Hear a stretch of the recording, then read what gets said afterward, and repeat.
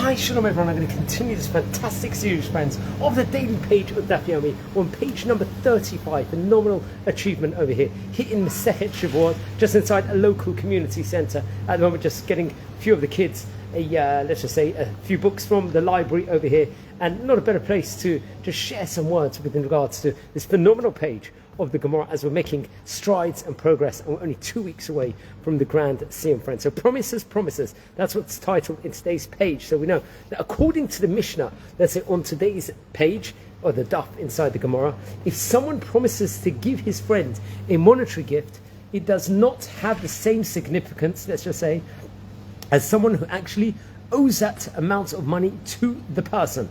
Therefore, if the individual who claims, let's say, he was promised a gift, let's say, demands that the witnesses to the promise step forward and testify. Should the witnesses, let's say, decline to testify, the halachot of Shevuot ha'idut, the laws governing cases where a person refuses to offer testimony, swearing that he does not have information that would be useful in court, would not apply over here. Okay, essentially, let's just say, what the Mishnah is teaching us, as is noted obviously in Talmud Yerushalmi, which I recommend everyone to look inside, is that a person who makes such a promise retains the right over here. They have like this, let's say they retain this specific right to renege on his promise as long as he has not given the present at that stage in time.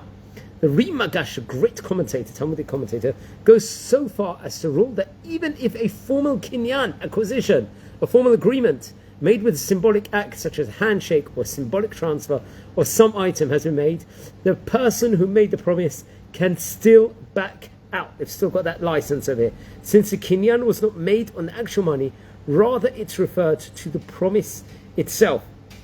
Another great commentator, someone named the Tosafot Yom Tov, he is going to add that this ruling is true even in a case where the individual to whom the promise was made was a poor person, which may be considered a case where the promise was a promise, let's say, of tzedakah, charity.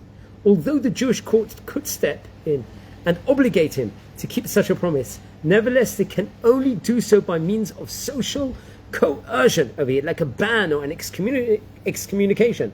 But they cannot actually make use of their judicial powers, let's say, to confiscate the money from him and give it to the poor man. It's not going to be allowed.